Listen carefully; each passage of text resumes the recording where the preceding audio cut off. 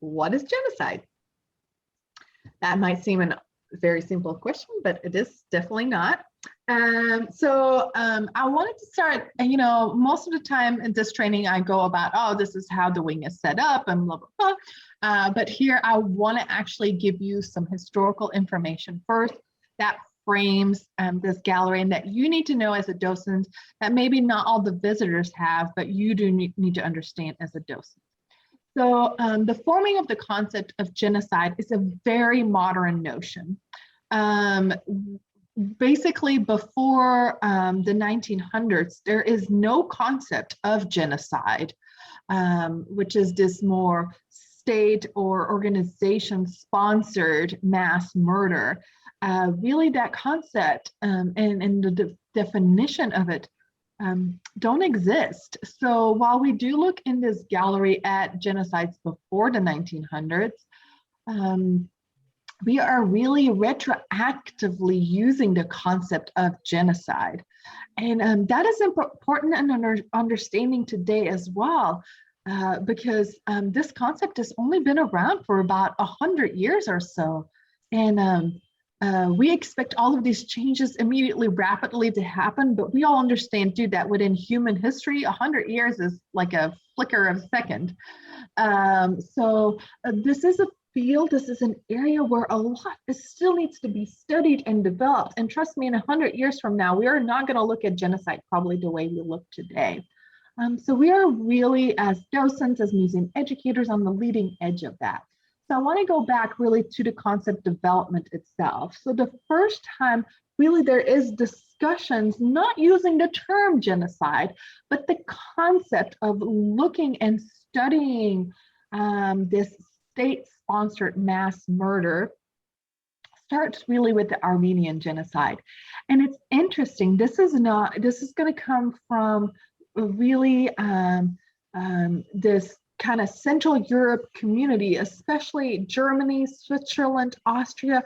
From that area, we're going to see the study of that, and specifically Germany, because they are an ally of Turkey in World War I. And the Germans are there on site witnessing what the Ottoman Empire is doing to the Armenians. And they are going to document some of that. They're going to witness that, and they're going to describe that. Journalists, reporters, soldiers are going to come back and discuss this. And this really leads to the first academic discussions on this. And now a very key central figure in this is going to be Raphael Lemkin, who will not at that point, not referring to the Armenian genocide, later on will coin the term genocide. But he starts to really academically developing the concept at this point, and working to one day actually coin the term. So his research, that first academic research and journalistic research, starts with the Armenian genocide from 1912 to 1915. So that is also one of the genocides, of course, in our 10 stages of genocide gallery, because it lays really the foundation of our understanding of what the concept of genocide is. And so with that, the first formulations are going to come of what the official concept of genocide will become. That concept will not really be fully developed until we get to truly, I would almost say, really 45, 46. It's going to be post-World War II, post-Holocaust. Raphael Lemkin, who's going to be one of the main driving forces behind this, is going to be a Holocaust refugee himself. So he has studied this as an academic and will then also experience it as a victim as well, what genocide truly is. And with that, that is going to drive the concept of genocide much more forward. But of course, we have another large genocide occurring, and not the only one, but right there in Europe, that is actually looked at by journalists and other people as well. Still not really being defined as genocide, but it is definitely, the concept is being discussed, and that's the Holodomor. we often forget about that, right? And again, other events of mass murder are happening too, but it's the Holodomor that the West is going to be looking at as well, and start looking at this concept. So it's I often call it the forgotten genocide in the West, right? That kind of happens between Armenia and the Holocaust. But we're going to get reports on that, and it is going to be discussed in newspapers. Again, not with those terms that we have today, but it adds to the full, complete conversation before we even get to the Holocaust. And then the Holocaust happens, right?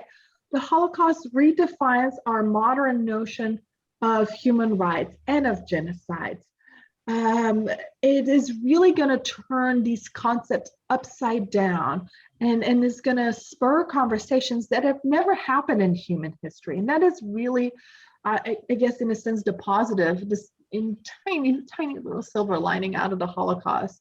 I wish it didn't have to happen for us to stand still and think about this, but it does allow for us to have those conversations. That's why we have a Holocaust and Human Rights Museum right here in Dallas, Texas, right? Is because it's such a paradigm. It changes our notion of how we view the world and how we view these concepts. And especially legally, this is driven forward when we get to the international military tribunals and the Nuremberg trials, where now it's not just the concept that's being discussed, but if we're going to put people on trial for committing these atrocities, how do we define them, right? We're not going to see genocide being used as a charge yet during the Nuremberg trials, but it is going to be discussed. The word is going to appear in the notes and in the discussion by the prosecutors during the International Military Tribunal and the following Nuremberg trials. And that really lays the framework for the United Nations to develop the Genocide Convention, and for Raphael Lemkin to officially coin that term, and then the development of a full definition. And that definition can then be used together with not only as a charge, but also with punishment, right? So this Genocide Convention that is then developed lays the foundation not only for recognizing and defining what genocide is as an official legal crime, but also the repercussions for that, so that international criminal courts can use that. Now, that's all good and well, the establishment of more international criminal courts, the Genocide Convention. That does not stop perpetrators. We know that genocide has happened since then. We have Cambodia. Really, we can already look at Rwanda in the 1960s, because we forget that Rwanda really, that's not 1994, but we also have a mass murder event, and definitely 10 stages being enacted in the 1960s as well. But we have Guatemala. We can pretty much put a bunch of them in there. But the world kind of sticks its head in the sand, right? We don't talk about 60s Rwanda. We didn't talk about Cambodia much during Cambodia, right? It was about the Vietnam War, and Cambodia was kind of this additional part to it. We don't talk about Guatemala, right? We're still in this Cold War atmosphere where those discussions kind of take a backseat to the Cold War. That changes in the 1990s. The Cold War is, we have the fading away of the Cold War, the defrosting, right, of the Cold War. And with that, we still have genocide happening, but now with the Cold War fading away, especially in the early 90s, that attention really shifts, especially media attention, shifts to those events. First, of course, is the start of Bosnia. And now the media will throw new terms out there, like ethnic cleansing and things like that. There are just other words about circumventing the Genocide Convention and coming up with other terms to not recognize truly this process of genocide and not fully recognize genocide when it is occurring, right? It's putting different terms on that and looking only at the ethnicity and not really at the full concept of it. And then we have Rwanda, right? And both Bosnia and Rwanda, they're in our face, right? Most of you are young enough, old enough to recognize, are old enough to have seen those images straight come from what was happening in Rwanda, what was happening in Bosnia. You know, I personally remember living in Antwerp as a teen and the refugee camps going up and Bosnian survivors fleeing to the West and these refugee camps filling up and the stories, you know, the interviews that were on TV. I remember, as a Belgian teen, watching the images of those Belgian soldiers being shot and the Rwanda just exploding and not understanding what was going, why was this happening? Why was this going on? Not understanding, right? Because we had still no full concept of genocide. What that does, though, what those two genocides do in the formulation of media and ethnic cleansing coming in is sees a revival of genocide studies. We see the first big academic departments also here in the US open up, from Clark University to George Mason University to Chapman. It is in that atmosphere that we see genocide studies really develop, that diplomatic circles are paying attention to this, and that this becomes part of diplomatic protocol to have these discussions on genocide, that the United Nations is going to step in. It is also in the early 2000s when we're going to see the big trials happen again, and Nuremberg in a sense returns, but now it's not for the Holocaust, now it is for Cambodia, it is for Rwanda, it is for Bosnia. But the same principles that Nuremberg, that the IMT lays, that framework continues. So really what we see is the framework is laid in the late 40s of our modern day understanding of genocide. And in the 90s, we really actually start accepting this and start studying this. So we are on the leading edge of this, right? It's now 2020, a few decades later. There's so much that still needs to be done on that. And so I want you to understand that, because the 10 stages of genocide, if you have any guess when this model is developed?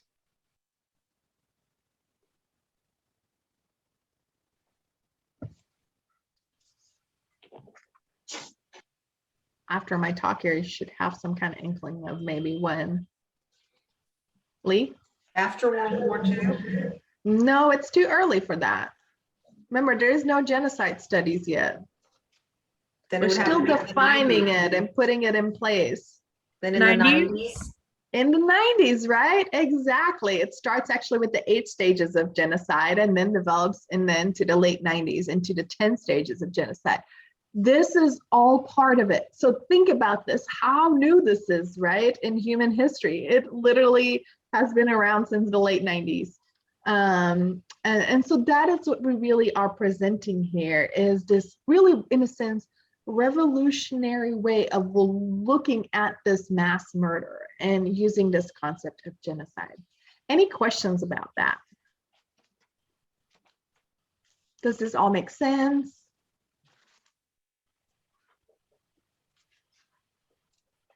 Charlotte? Yes. So prior to the 90s, when they hadn't defined it yet, and prior to 1912, when they didn't start talking about it yet, what did they call it? Because genocide itself actually happened. We just don't have more details. No, basically, you know, how crazy it sounds, it was something that was really not studied whatsoever. It was part of war. It was things that happen, right? Okay, thank you.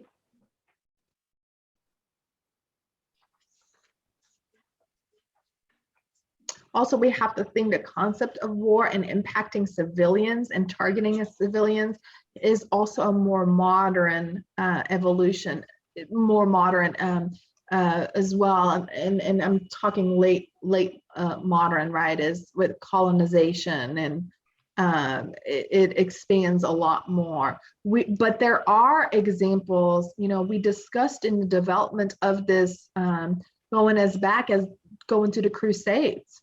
In a sense, that this concept of the Crusades is, if we think about not all the Crusades, but especially some of the first Crusades, they are in a way, they are not targeting armies, right? They are targeting other religions, other civilians. And guess what happened with that? In the first Crusades, on the way to the Middle East, those crusaders frequently murdered Jews on the way to the Middle East, right? And that just shows that this concept of a mass murder does exist. It's just not talked about, or not, the concept of how we view it today. So I always say you've got to be careful with that retroactively, because, colonizer and the crusaders have no concept of what that is. That is not discussed, right? I know it seems strange to us that that is not a notion, not a concept. So here you can see Raphael Lemkin working on the drafting of the Genocide Convention. But in short, this is a long document because, of course, it lists all of the punishments as well. But it defines, the Genocide Convention defines genocide as any of the following acts committed with the intent to destroy, in whole or in part, a national, ethnical. I did not come up with the term ethnical. They came up with that. Sarah corrects me every presentation I do. Sarah corrects and I say, not my language. Racial, religious group as such, killing members of the group, causing seriously bodily or mental harm to members of the group, deliberately inflicting on the group conditions of life calculated to bring about its physical destruction in whole or in part, sending them on deportations until they die, starving them to death. Imposing measures intended to prevent births within the group, sterilization and beyond that. Forcibly transferring children of the group to another group. That's where we more think of native populations, where that frequently happens during colonization. But it happens during non-colonization genocide as well. The big key term in this here is intent to destroy. For the Genocide Convention to be enacted, there needs to be shown an intent.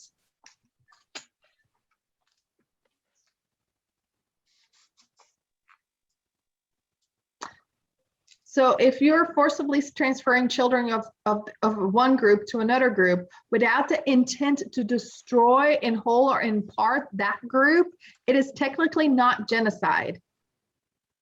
Can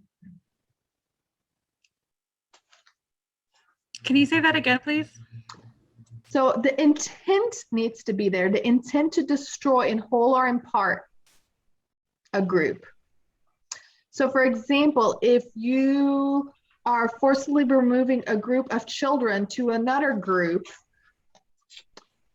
without the intent to destroy the original group, it is technically not genocide. Okay. For example, talking about Manson, Charles Manson has his crazy group going out there, all of their theories. This group has a bunch of children. The government steps in to protect those children and forcibly removes them. They have no intent of destroying the group or this cult or whatsoever, but removing the children so the children don't get harmed is not genocide, right? Because there is no intent to destroy them. So would like an example of that be like the removal of Native American children from their tribes in the late 19th century to the white people's school? So it depends on the tribe. Depends on the tribe.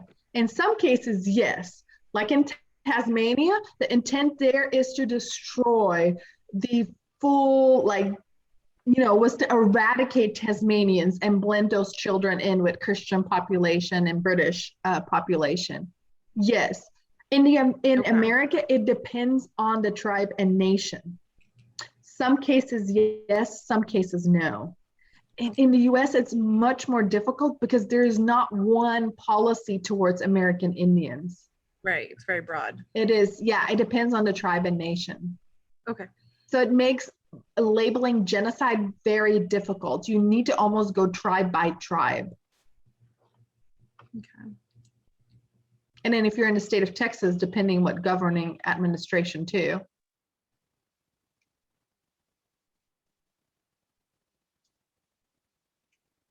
But that's where you're going to get a lot of questions with is this genocide?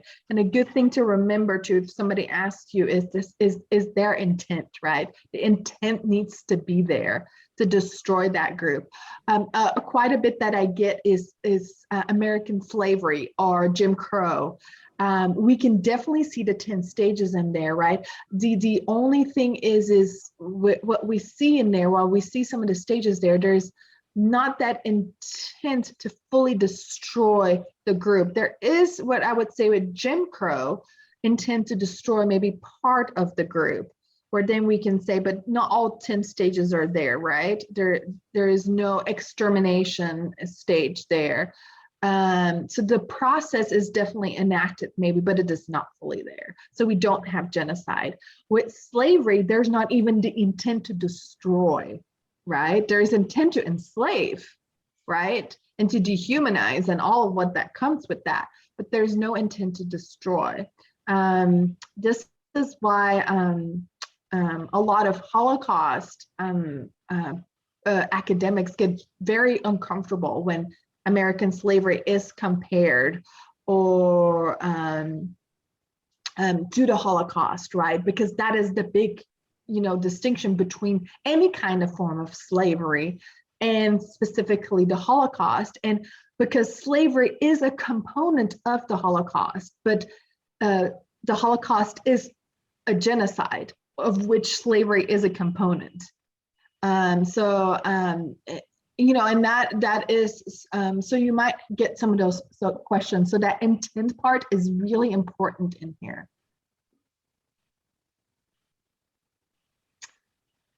So the big question in that is, great, it defines it, it stipulates what happens when you commit genocide. You're going to go to court and not so good things are going to happen to you when you get, but does it really prevent it? Does it really tell people awareness, right? We know the answer is no to that. How wonderful and how necessary the Genocide Convention is, it actually doesn't do much for awareness of prevention. Because what has to happen for the Genocide Convention to kick in? The Holocaust, I guess. Yeah, a genocide. You Yeah, got to the genocide, murder the a bunch of Holocaust, people before that convention actually kicks in, right? You can Yeah. maybe say it prevents a little bit by being a deterrent that there's law there, but we also know that there's a lot of laws out there, right? You're not supposed to go through a red light, but all of us at some point, maybe because we were distracted or something, have, maybe driven, past a speed limit or something, right? And I'm not saying that laws against genocide are the same. They're a little bigger, right, than breaking the speed limit. But, perpetrators who are willing to commit genocide will break laws. So for it to really enact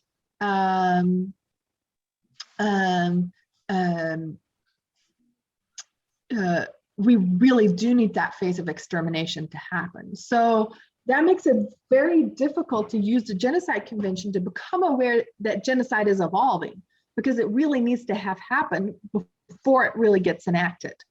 So the only prevention part is it really is, hopefully the bad guys will think twice before they commit this crime, in a sense.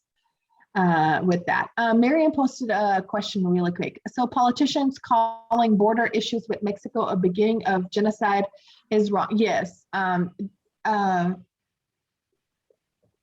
I would definitely not call call that genocide. Now, interesting enough, some of the border issues that we are having, especially with Guatemalan refugees, are the result of genocide. They are not genocide right now, but they are definitely the result of genocide. And we're going to look at that when we look at Guatemala. That is something that I think everybody in this whole discussion about recent immigrants seems to forget. That these are still, that these are the remnant results of when genocide happens, right? Yes, I would not call that genocide. We can definitely maybe see some definitely discrimination, dehumanization. Absolutely, we're going to see some of the stages, right? There is no intent to mass murder these people whatsoever, and that's why we have to be careful, right?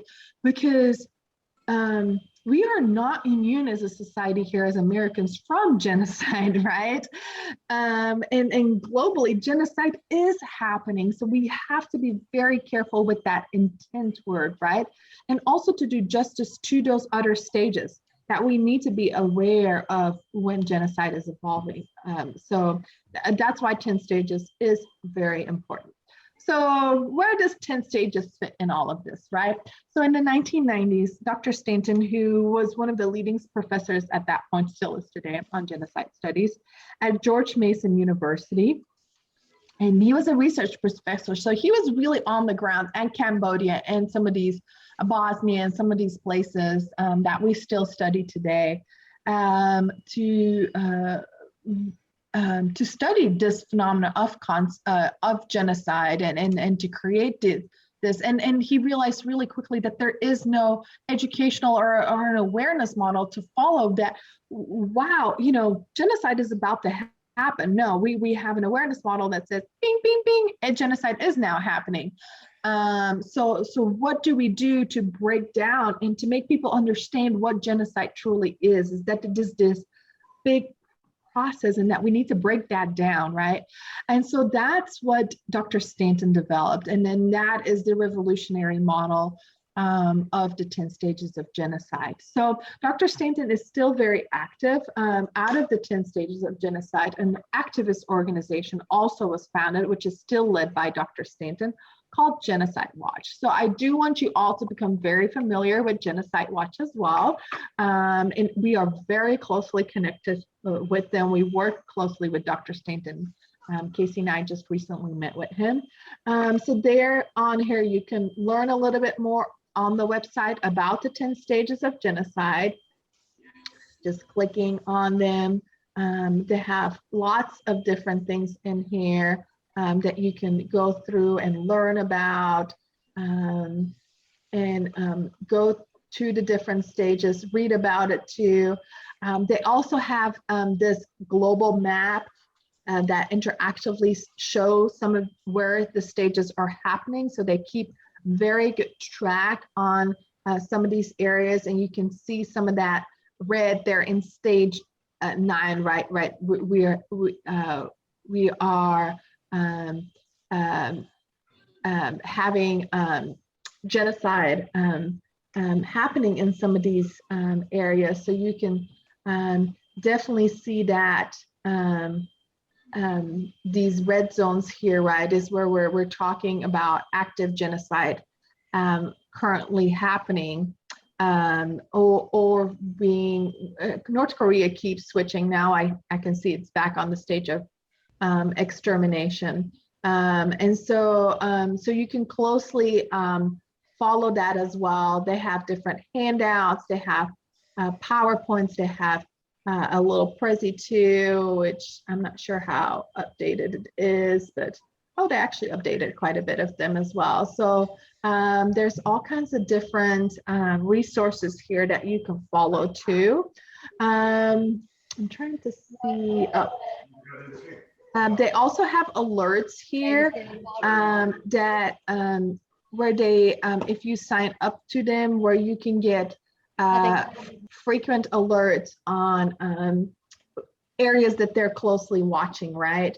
They have a genocide watch, looking at the Yazidi here again, genocide emergencies where they're making, big calls, and they publish these alerts. So this is a really, they do much more. We are educating, right? They're actually alerting state departments, working with the UN and different things. They're also great to follow on Facebook if you're a Facebooker, and learn more about that too. They now also have these really cool time streams. This is something new that they started this year, that basically narrates some of these.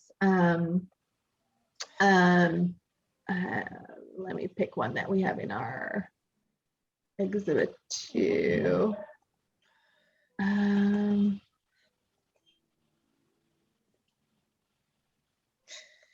Why can't, oh, here, I can take Boko Haram. Boko Haram is in our exhibit. So these time streams that narrate these stories. So if you still feel like you do not have enough historical background, these are great to go to. There's so many of these time streams in it on different genocides, and they're building more. Sorry, it's taking a little bit to upload. But basically it explains, right, the different situations. So it will give you all of these different things that you can look at, read, and then you basically can go to all of these different links. It shows you where it is. It gives you country profiles. It links to other websites. And then it goes through this narration, right, is the spread of Islam in northern Nigeria, British colonizations, Nigeria's religious divide, religious violence. It talks to it, the Joint Task Force, the implementation of Sharia, riots and violence, the founding of Boko Haram. So it goes through all of that history in a very well laid out, different, again, linking all the maps there, different pictures with it, explaining the Boko Haram's ideology with that, their goals. I'm like, I've learned a lot from going through this as well. It will give you a full, and they call these time streams, right? Just because it keeps moving forward in time, giving you more information. And then, you can see is some of the insurgents, and then the resurgence again. And I'm not sure if they've updated since the recent events, but these are you can see very in-depth. This is what's in the exhibit, right? The Chibok schoolgirls being kidnapped is part of it. I'm trying to see if they have, oh yeah, we have some of the 2018 events as well. So the more, some of the more recent too. Oh, there we go. 2020, some of the, so, and then it talks about the stages right here, right, is that we're back now on the stage of extermination. And then conclusions and recommendations here as well of what needs to be done about each one of these situations. And again, that's something that we don't do, but you can see there's quite a few in here. The Yazidi is also one. Cambodia, see, another one from our museum. Srebrenica, again, that's Bosnia.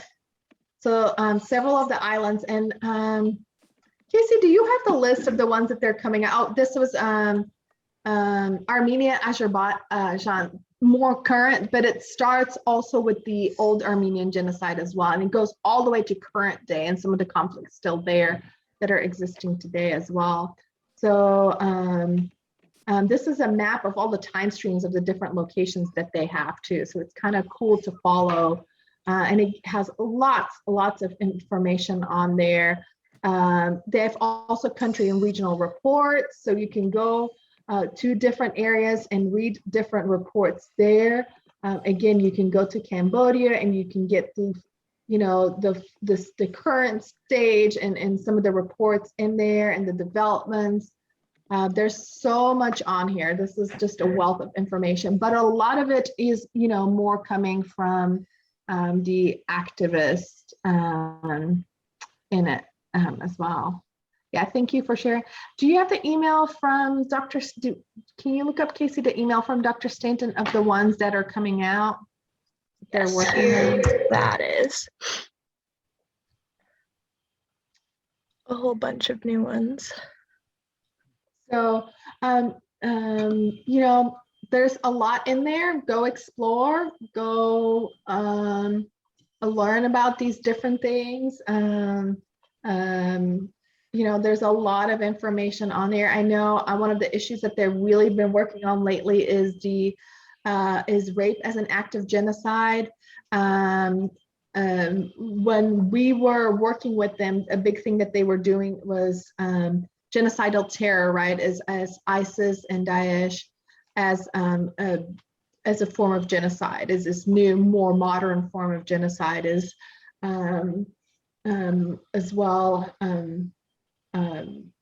this new concept of terrorism that is being used more not to disrupt societies, but really with the intent to destroy and wipe out whole certain groups of populations. So there's so much here, this can keep you busy for a while, but I just wanted to show that because that is the foundation of a lot of what is in our gallery.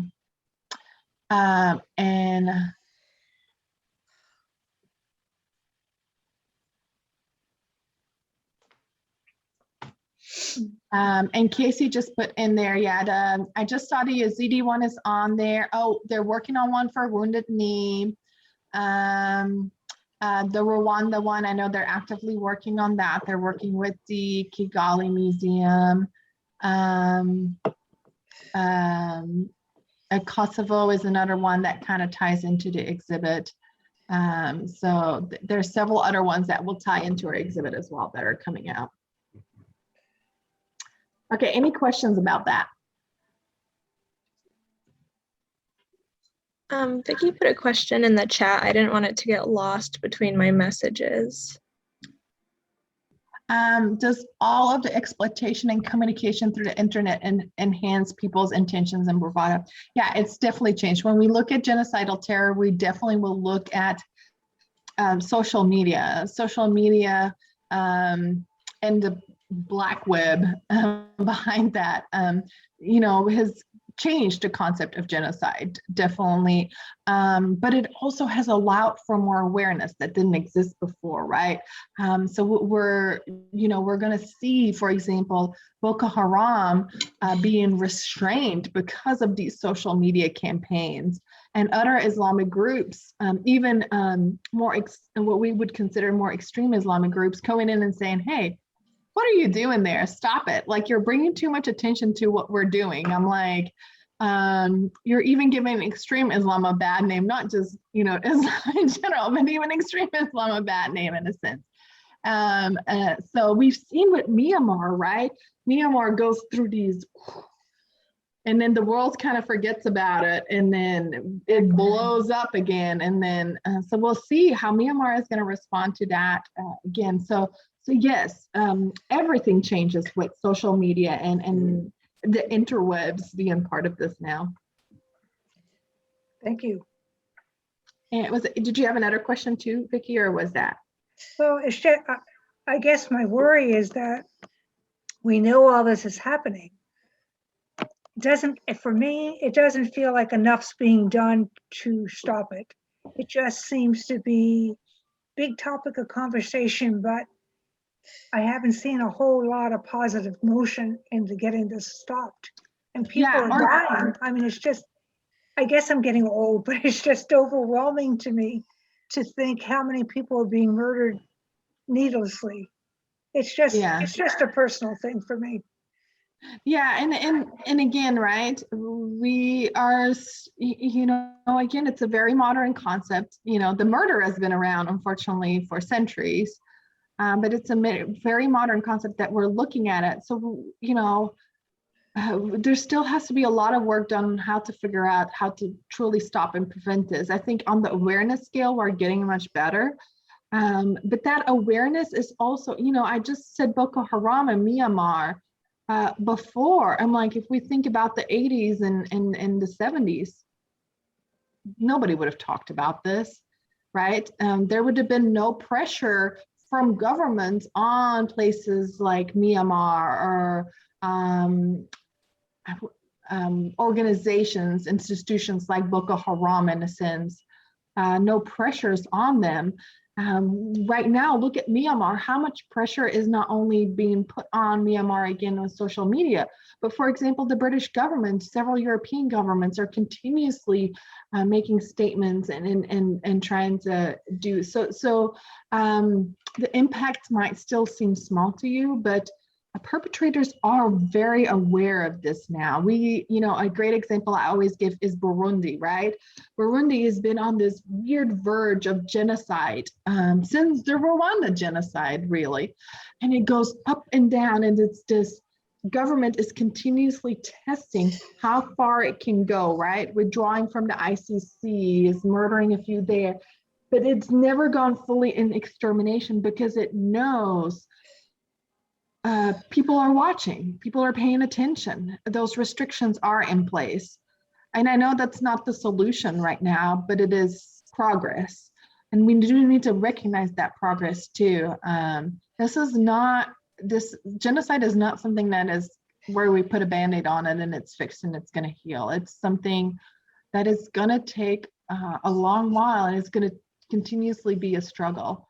But do know that there's many organizations actively working and creating alerts and restrictions. Just to reporting on this alone, the manpower that it takes for organizations like Genocide Watch and others too, the United States Holocaust Museum, their Genocide Center, the staff that they have is insane. That is just literally watching every single event and photo that's coming from that region to document and setting these parameters to then alert state departments to then act. Again, before the 90s, very limited of that existed. It was all coming from those state departments, and we had to rely on that. Now that we have, in a sense, NGOs going out there and doing that work is pretty amazing. Yep. But not part of 10 Stages of Genocide Gallery. Because we just want to let people know what genocide truly is, and so that they can then take the activist role themselves if they're interested. That's the step we're taking, which is a huge step, right? I always say you can't stop genocide if you don't even know that it's happening. What is the 10 Stages of Genocide? Well, the 10 Stages of Genocide is an educational model to understand the process of genocide, and it's also, in a sense, an awareness tool. First and most important is that you have to understand that genocide is a process. I always give kind of this story when I explain the 10 stages of genocide, that it is, this was pre-COVID when I was doing this, that it's kind of like a nasty virus. And then COVID hit, and it kind of changed the whole context of this conversation here. But it's kind of like a nasty virus, right? It's around, it is in the community, but in the beginning, you don't do very much to protect yourself, right? You are not as aware of it. And then, people here and there get sick, say the flu, right? The flu season, you start hearing people get the flu.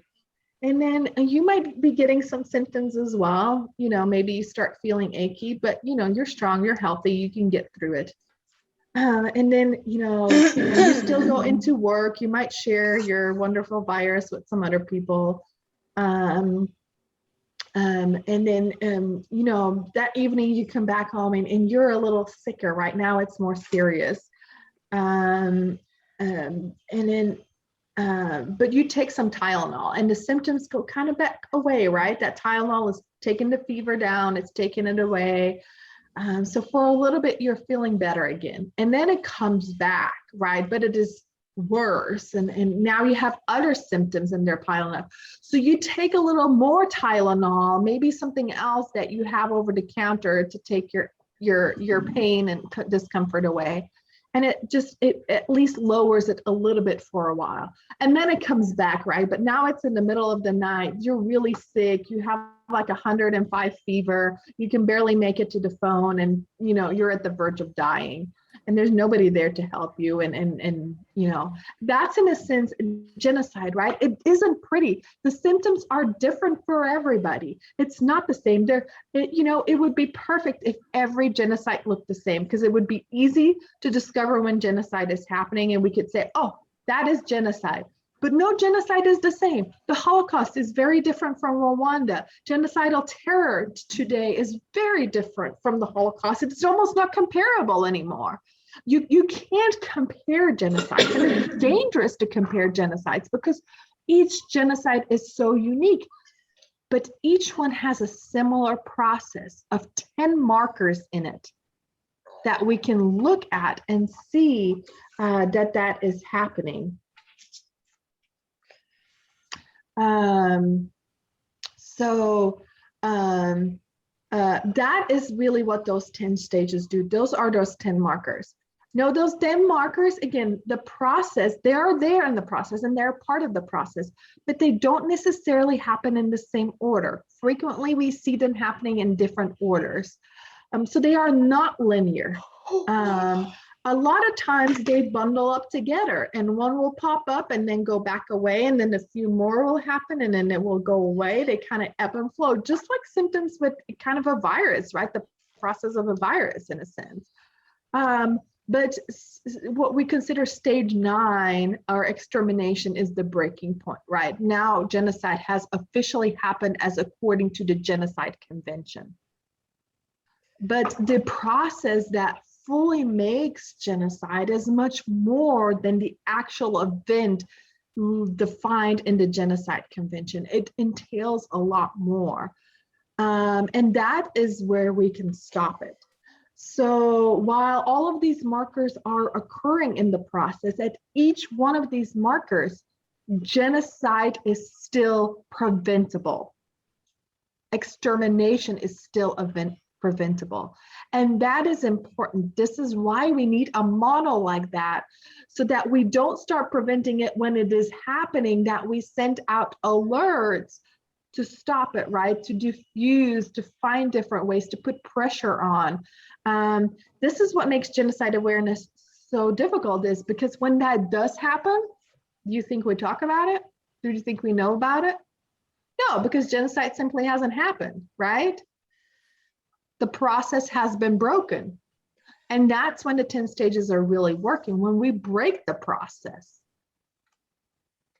And then we usually don't talk about it because the process isn't broken and the big extermination has not happened.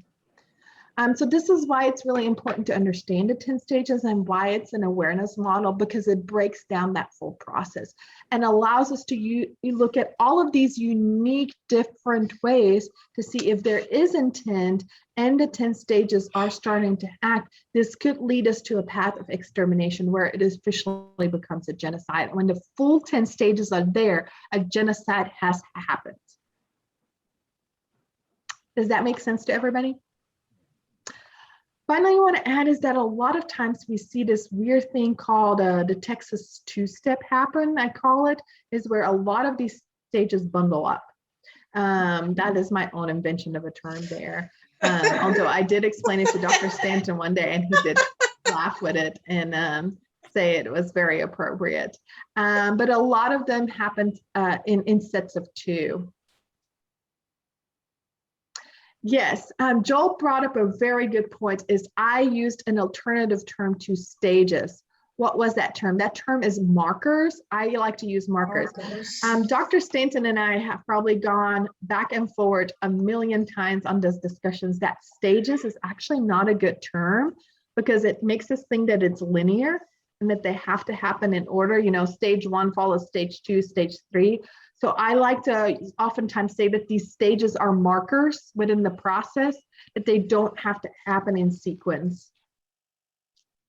And that multiple markers can be happening at the same time in this process.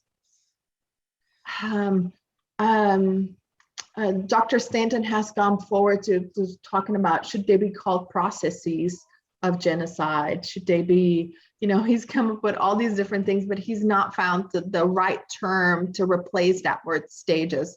So at this moment, it still is stages. If he ever comes up with something else that he feels more defined, but I think people are comfortable with the concept of stages. And we also know that when a stage happened, that doesn't necessarily mean that another stage can't appear too, right? Just because stage one is happening doesn't mean that stage two cannot appear as well. And that's what we usually see. And that's why he came up with the word stages and uses the word stages, is because usually the earlier markers have to occur before the other ones, but a lot of times they do bundle together.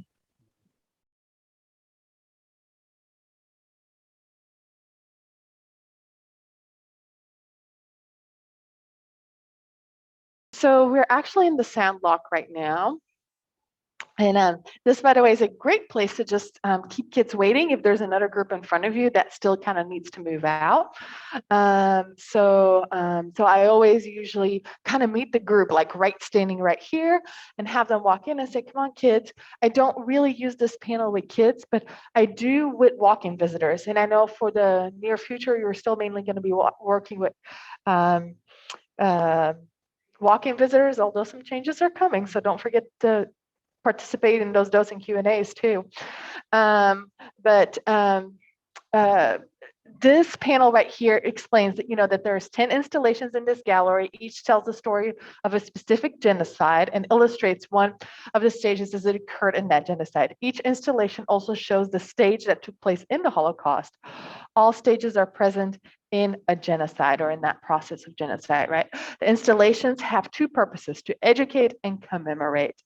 And so again, that we request that silence. And so I wouldn't give this here to kids, but this is a good point to greet a walk-in visitor right here, especially if there's no visitor guide, right? And you're the only docent here, is to say, hey, read this panel first, because it gives a good introduction about what you're about to see and what this gallery is really about. And then if you're working with a group, you'll invite them in. And here I say you got to kind of do these swoop around. So you got to, if you're working with a group, you got to literally ask them to all come in. You got to wait because they got to come out of that sound look, right? So you got to wait, have them all come in. What I do is literally I say, okay, everybody turn your back to the exhibit. So I literally have them all come in, and I say, come on, move on in. And then I have them turn their back like this to the exhibit. One, because there's a lot to see here.